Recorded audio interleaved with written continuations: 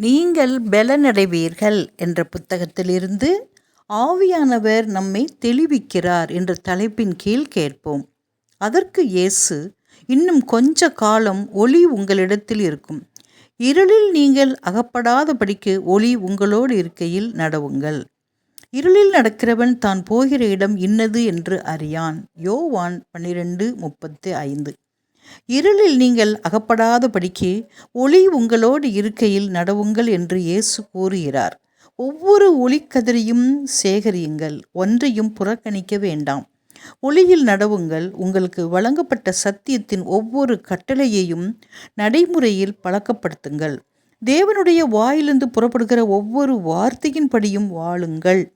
அப்பொழுது இயேசு எங்கே போனாலும் அவரை பின்பற்றுவீர்கள். தேவன் ஆதாரத்தின் மேல் ஆதாரத்தை வழங்கி வெளிச்சத்தின் மேல் வெளிச்சத்தை கொடுக்கும்போது ஆத்துமாக்கள் ஏன் ஒளியில் நடங்க தயங்குகிறார்கள்? ஒளியிலிருந்து மாபெரும் ஒளியினிடத்திற்கு செல்வதை மனிதர்கள் ஏன் புறக்கணிக்கிறார்கள்?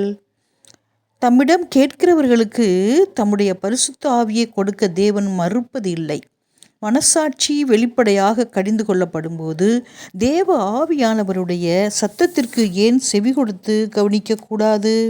ஒவ்வொரு தயக்கம் மற்றும் தாமதத்தினால் பரலோக வெளிச்சத்தை நாம் ஏற்றுக்கொள்வதற்கு மிக மிக கடினமான ஒரு இடத்தில் நாம் நம்மை வைத்து கொள்கிறோம். இறுதியில் திட்டமான கண்டிப்புகள் மற்றும் எச்சரிப்புகளால் நாம் உணர்த்தப்படுவது சாத்தியமற்றதாகி விடுகிறது. இப்போது நீ போகலாம், உனக்கு சமயமான போது உன்னை அழைப்பிப்பேன். அப்போஸ்தலர் 24:25 என்று ஒரு பாவி மிகவும் எளிதாக கூறுகிறான். தேவன் கொடுக்கிற வெளிச்சத்தின்படி வாழ மறுப்பவர்களுக்கு வரக்கூடிய ஆபத்தை நான் அறிவேன். அவர்கள் தங்கள் சொந்த வழிகளை பின்பற்றவும் தங்கள் சொந்த தீர்ப்பின்படியே செய்ய விட்டுவிடப்படும் பயங்கரமான நெருக்கடியை தங்கள் மீது வருவித்து கொள்ளுகிறார்கள். மனசாட்சி உணர்வடைவதற்கான சாத்தியங்கள் குறைந்து விடுகிறது. தேவனுடைய சத்தம் வெகு தொலைவில் கேட்பதை போல் தோன்றுகிறது. தவறு செய்பவன் தன் சொந்த விருப்பத்திற்கு விட்டுவிடப்படுகிறான்.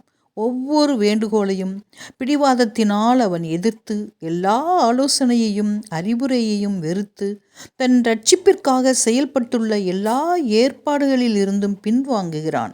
இதனால் தேவ தூதுவரின் குரல் அவனுடைய மனதின் மீது எந்தவித உணர்வையும் ஏற்படுத்துவது இல்லை.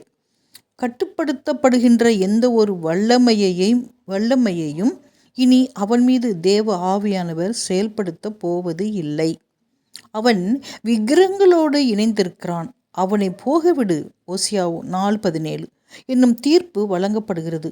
ஓ, தேவனை சாராமல் இருக்கிற இந்த நிலை எத்தனை அந்தகாரமும் துயரம் நிறைந்ததும் முட்டாள்தனமுமாய் இருக்கிறது. மரணத்தை பற்றிய உணர்வு அவனது இருதயத்தில் இல்லாதது போல் இருக்கிறது. பரிசுத்த ஆவியானவரின் வேலையை நிராகரிக்கும் ஆத்மாவில் படிப்படியான நடக்கும் நிகழ்வுகள் இவைகளே.